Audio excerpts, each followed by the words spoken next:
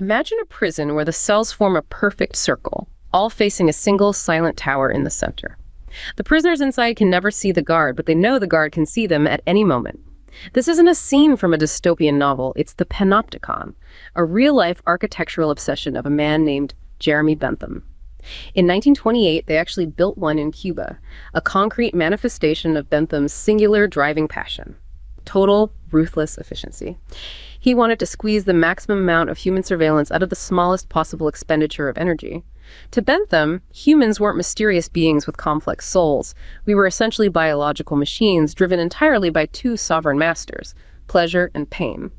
He believed he could actually do the math on human happiness, calculating exactly how much utility a law or an action would produce. It was a cold, deterministic world where your intentions didn't matter, only the consequences did. But then you run into a glaring contradiction that Bentham spent his life trying to solve. If we were all these perfect, self-interested machines, why would we ever need a government to tell us what to do? If everyone is just out there maximizing their own joy, shouldn't society just work? The answer lies in a darker side of human psychology that Bentham was among the first to identify: the free rider. He realized that if you offer someone something they can't be excluded from, like clean air or national defense, a rational, selfish person will never choose to pay for it. They'll wait for someone else to foot the bill while they enjoy the benefits for free. It's a market failure of the human ego. Today, we're diving into why Bentham believed the only way to achieve the greatest happiness for the greatest number was through a system of state coercion, forcing us to pay our share because, left to our own devices, we'd let the whole system crumble just to save a penny. That image is just... it's so powerful, isn't it? The silent tower. It really is. And I have to say, going through all this material, the philosophy, the blueprints, the modern stuff, it left me feeling a little, I don't know, a little watched. Yeah, exposed. Well, because we're not really just talking about some weird old prison design from the 1700s, are we? This feels much bigger. Oh, it's way bigger. It's funny you use the word exposed, because that is the central mechanism. That's the engine of this whole idea, visibility. But before we jump to the digital world, to the cameras and the data, we really have to get into the mind of the man himself, Jeremy Bentham. The guy who wanted to have his own body stuffed and put on display. The very same. And we will get to his body, believe me, because that's a whole story on its own. But just reading about him, what was your first impression? Because he's a peculiar figure in history. Peculiar is a nice way to put it. What really hit me was just how, I guess, mechanical he was. You read other philosophers and they're talking about virtue and the soul and all this flowery stuff.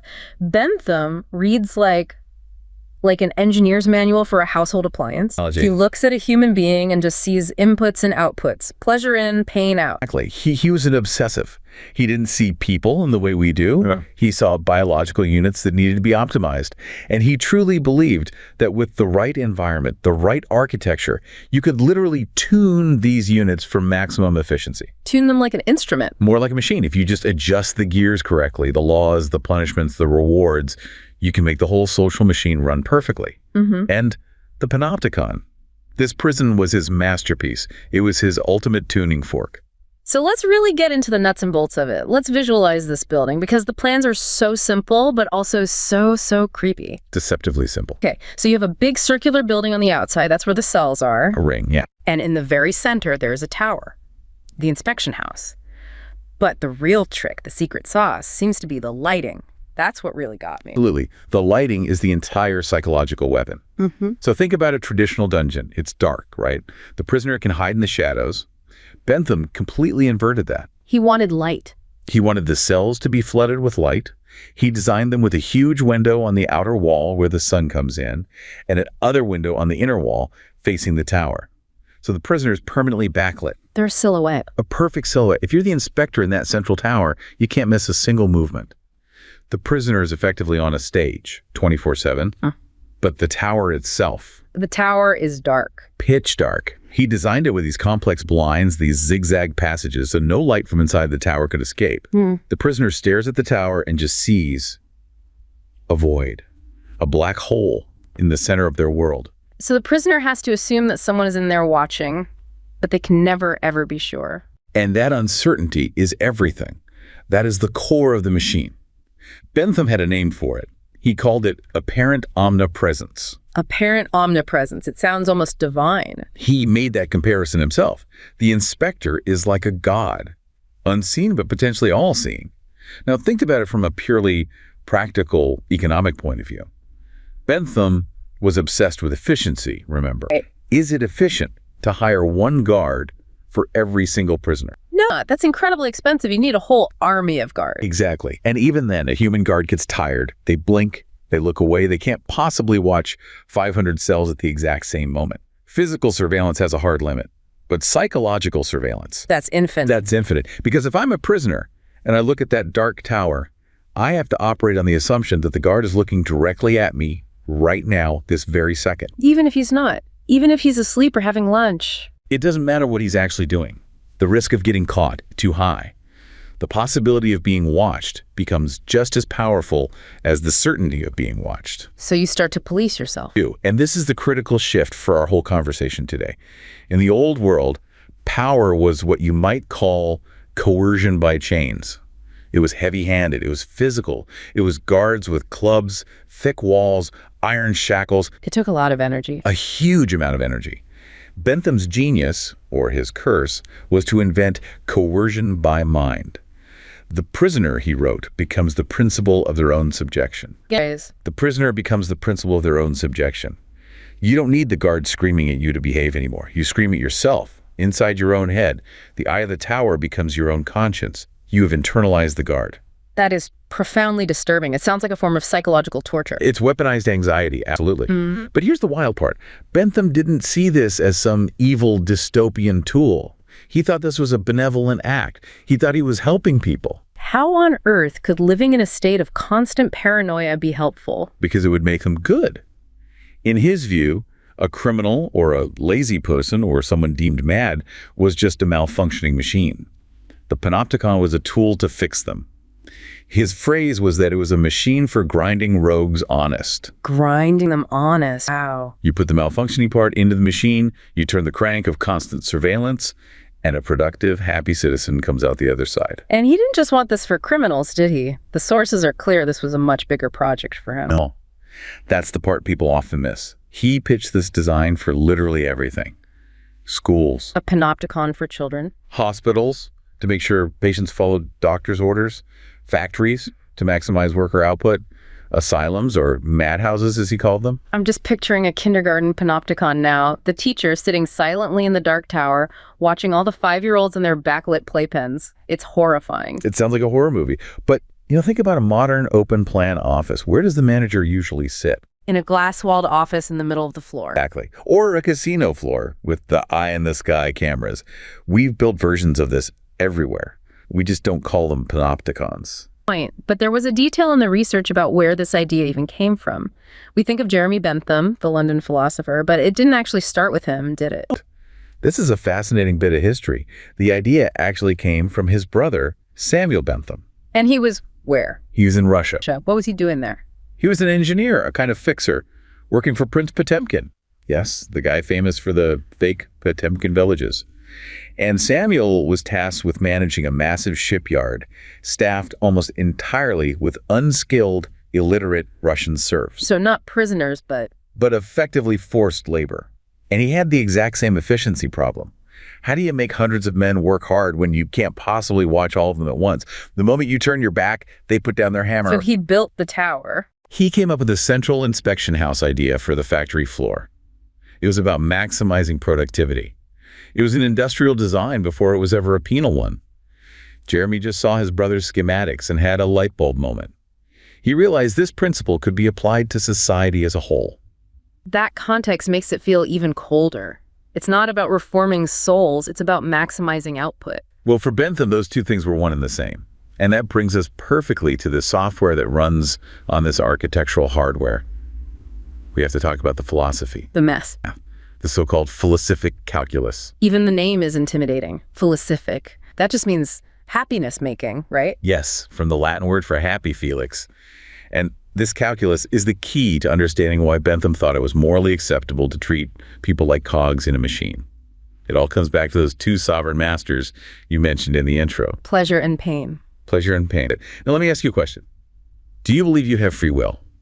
I mean, I'd like to think I do. I chose to be here today. I chose what to have for breakfast. Bentham would listen to that and he would just say, rubbish. Complete nonsense. Okay. He would argue that every single choice you've ever made was a subconscious calculation. You ate what you did for breakfast because you calculated it would bring you the most pleasure or help you avoid the most pain. Maybe it tasted good, maybe you thought it was healthy, and you wanted to avoid the pain of future illness. Maybe it was just the fastest option, and you wanted to avoid the pain of being late. So there's no such thing as a selfless act. In his worldview, no. He was what we call a psychological hedonist. Which sounds like someone who just loves a good party. It's a bit more clinical than that. It just means that our psychology is hardwired for one thing and one thing only: to seek pleasure and avoid pain. That is the entire operating system. Every act of charity, every crime, every sacrifice, every moment of laziness. It's all just a calculation based on those two signals. So when a firefighter runs into a burning building to save someone, they're doing it because, for them, the internal pain of the guilt they would feel if they did nothing is far worse than the physical pain of the fire, or the immense pleasure they get from being seen as a hero outweighs the risk. It's still, at its root, a self-interested calculation. That is a very bleak, very deterministic view of human nature. It kind of strips all the magic out of it. It is incredibly cold. But for Bentham, that coldness was its strength. Because if morality is just about sensations of pleasure and pain, then it becomes something you can measure. You can quantify it. You can do the math on it. You can put morality on a spreadsheet. Literally. Yeah. And he created the formula for it. He said that to determine if any action or any law is good or bad, you just need to run it through 7 variables. Okay, let's try it. Let's run a test case through the calculator. Yeah. Something simple. How about the decision to eat a slice of chocolate cake? Perfect.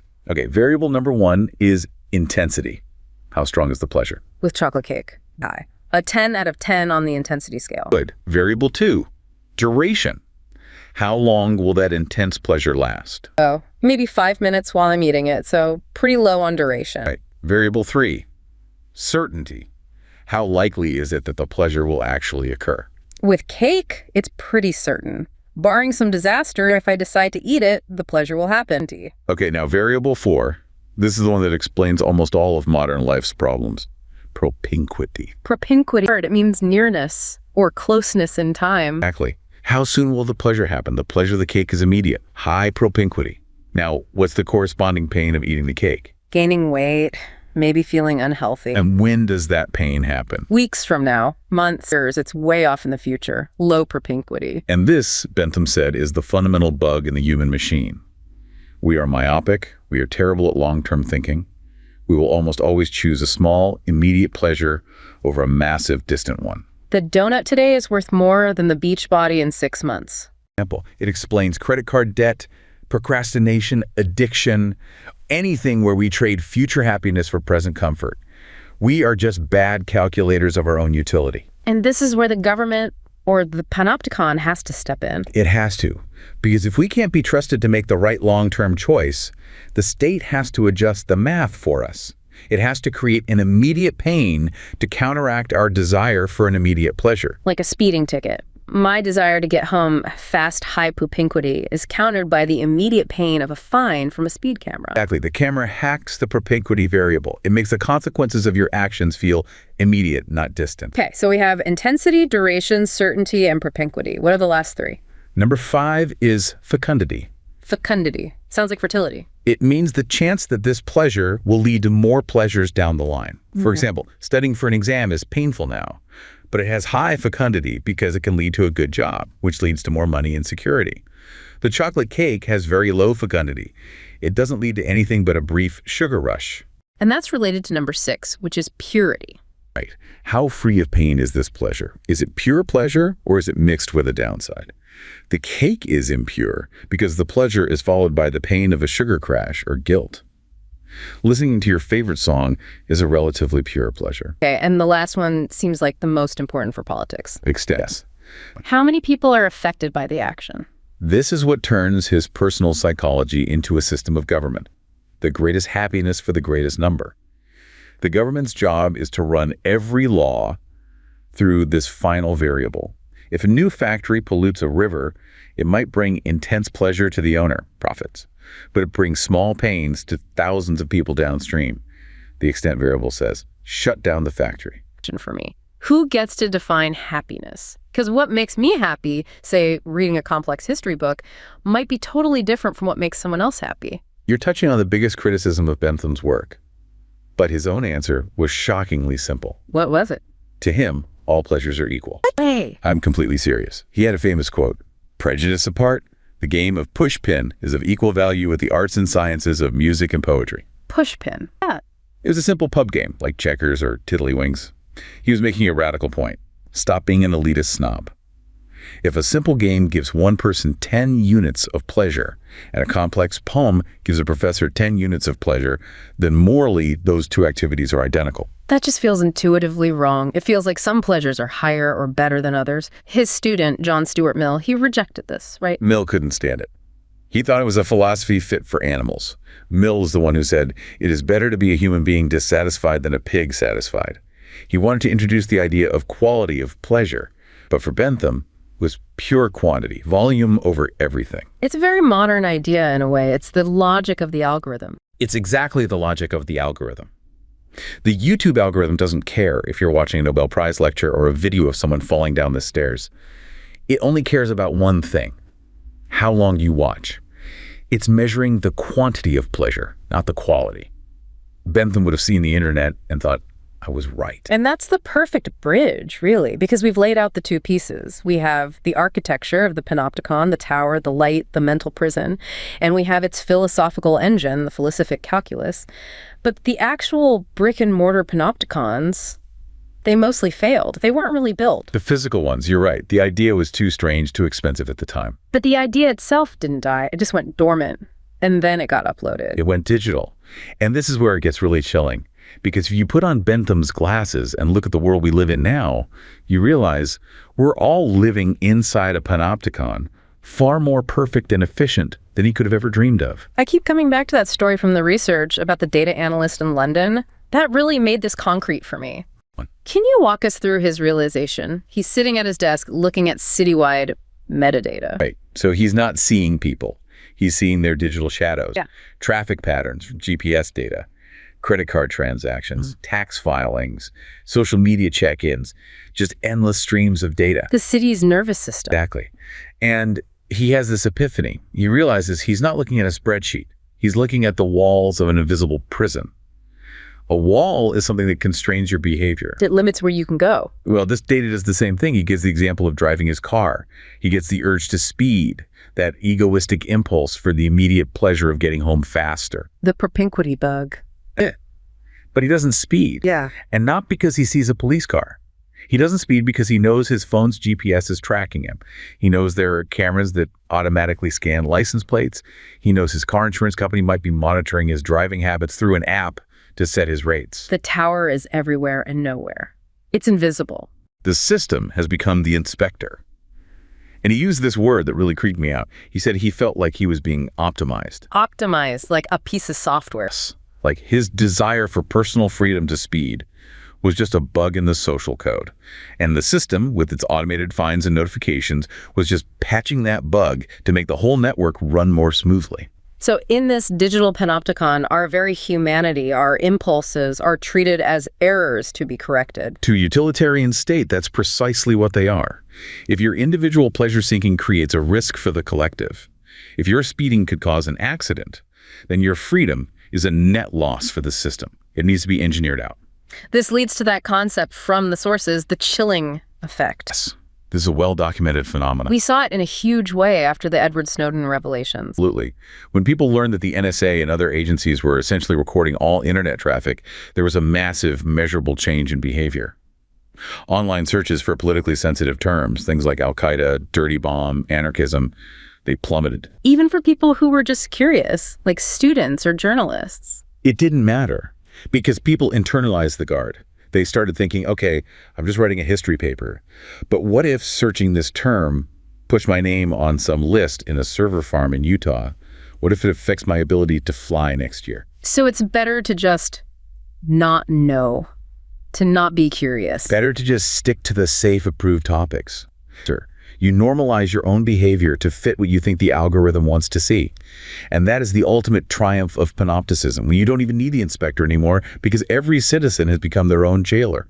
And it's not just the government. I was reading this section and I literally looked down at my own wrist. At your smartwatch. My watch. Time to stand. Take a moment to breathe. You're behind on your exercise rings. It's the inspector on your wrist. It's Bentham's exact words.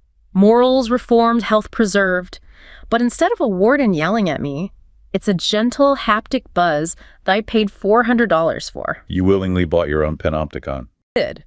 Because I made a calculation that it would increase my long-term utility, but it's still a form of surveillance that nudges my behavior and feeds my data back into the system. It makes you transparent. And speaking of transparency, we have to talk about the skeleton. We teased it. The auto icon. This might be the single weirdest detail in this entire story. It's very strange. So when Jeremy Bentham was near death, he left very specific instructions.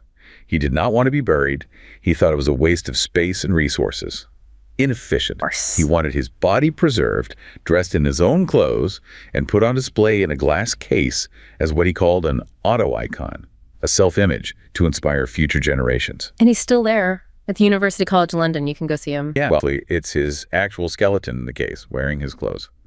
They had to replace the head with a wax model because the original mummification process went, let's say, very badly. It was horrifying. But there's a modern twist to this story. The Panopticon. They installed a webcam inside the glass case, pointing out. So now, the dead philosopher who invented the ultimate surveillance machine is himself surveilling the students and tourists who come to look at him. And that camera feed is streamed online, so the whole world can watch the people who are watching the skeleton.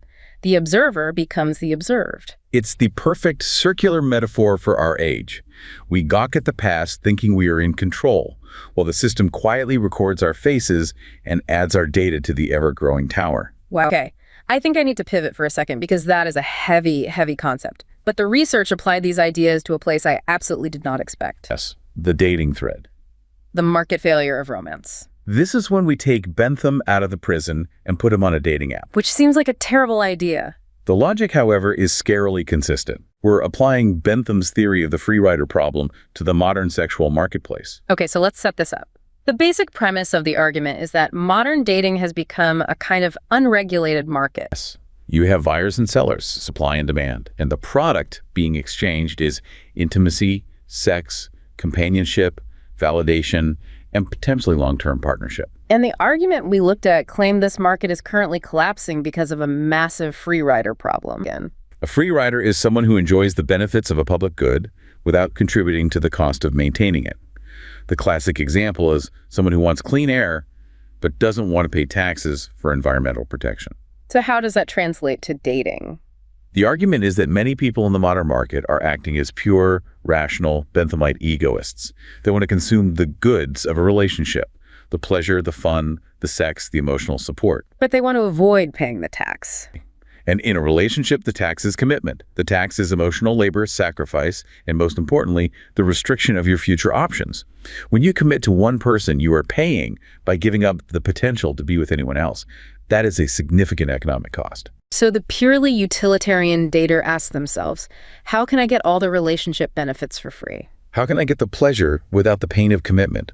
If I can have companionship on Tuesday and Friday and sex on Saturday, but keep my options open for the rest of the week and the rest of my life, a purely rational machine would take that deal every time. But what about love? What about connection? That's the romance of it.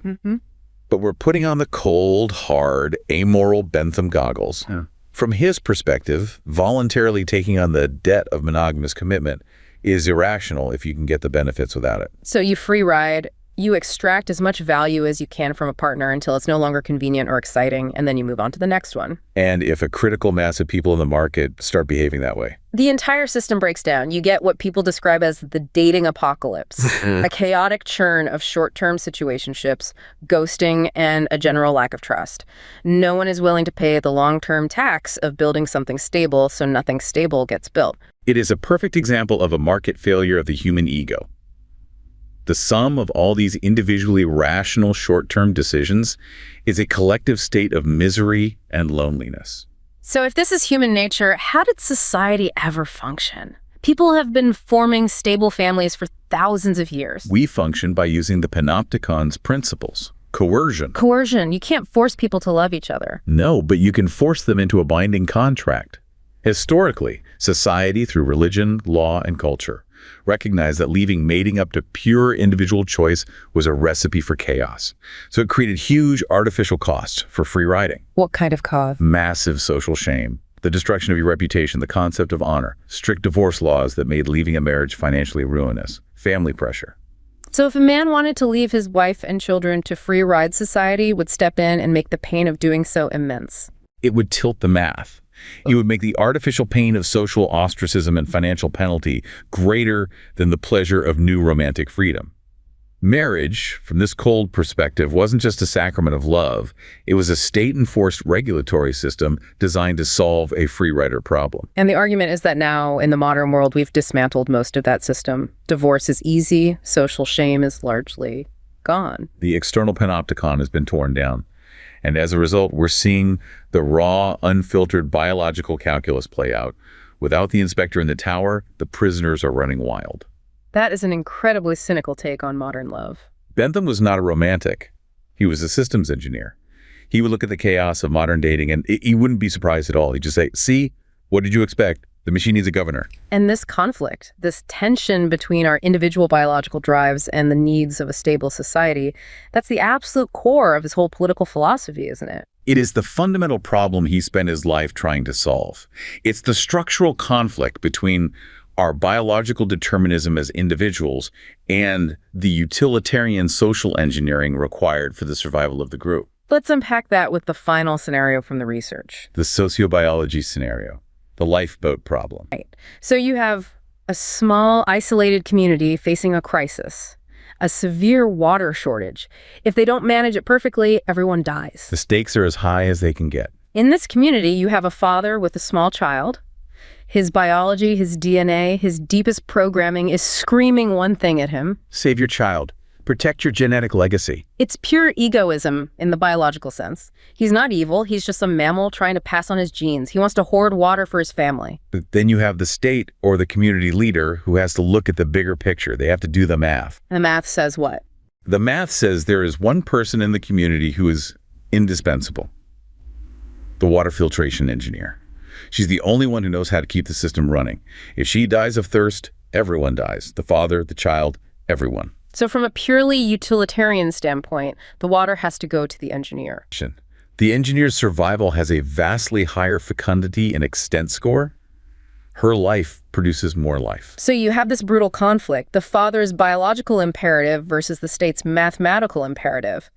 In a Benthamite world, who wins? The state wins. It has to win. So the state must use force to take the water from the father and give it to the engineer, even if it means the father has to watch his own child die. It inflicts a terrible tragedy on the individual in order to secure the survival of the collective. That is just horrifying. But Bentham would turn it around and ask, what is the alternative? If you let every father follow his biological impulse, the engineer dies, the system collapses, and everyone perishes. The unmanaged egoism of the individual becomes a suicide pact for the species. So the entire purpose of government, of laws, of police, is to act as a counterweight to our own nature. It exists only to bridge that gap. The state is the cold, rational calculator that forces us to do the thing our myopic, emotional brains don't want to do. It forces us to save the engineer instead of our own child, to save for retirement instead of spending it all now. This connects back to that Brandt dissertation you mentioned about security of expectation. Yes, exactly. For Bentham, the number one product the state provides isn't freedom or justice, it's security. Not just safety from attack, but the security of knowing the rules won't change tomorrow. Because if the engineer knows that any father can just hoard water, she has no expectation of survival, so she might as well give up trying to fix the machine. Without the state enforcing the cold, hard math, we descend into a war of all against all.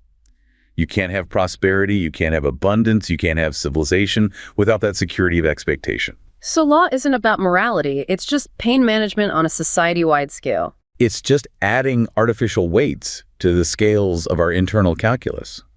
The state uses sanctions fines, prison, to make the antisocial choice more painful than whatever pleasure it might provide. It's not about making you a good person. No. It's just about tilting the equation so that even a perfectly selfish actor will choose to cooperate because it's now in their own self-interest. The goal is to make the father choose to give the water to the engineer, because the pain of resisting the state, being imprisoned or executed, is even greater than the pain of losing his child. It's a brutal logic. We know you're a selfish machine. We're not going to try to change that. We're just going to build a bigger, stronger machine to box you in. And that bigger machine is the Panopticon, whether it's built of brick and mortar or of laws and social pressure, or, today, of algorithms and data. Yeah. We've gone from a circular prison in Cuba to a webcam inside a dead man's skull. From the anxiety of a data analyst over his tax return to the collapse of the modern dating market. And the unifying thread through it all is this one simple, amoral observation. We are calculating engines. We are programmed to seek pleasure, avoid pain, and get the free ride whenever we can. And because that is our nature, we have constructed a world of total surveillance to save us from ourselves. We have traded the right to be unseen for the promise of an efficient, predictable system. It really makes you wonder what it means to be a good person anymore. Are you making a moral choice? Or has the system simply made the bad choice too costly for you to consider? That is the question Bentham leaves us with, isn't it? And with that, here's a final thought for you to take away. Bentham ultimately teaches us that a perfectly efficient society requires the death of the private self. We like to believe that doing the right thing is a moral triumph, a victory of the soul. But in the eyes of the Panopticon, morality is just a math problem that has already been solved for you. The system doesn't care if you're good. It only cares that you are predictable, trackable, and efficient. And if the only thing keeping you from destroying the collective is a digital cage that you can't see, are you actually a citizen or just a prisoner with a longer leash?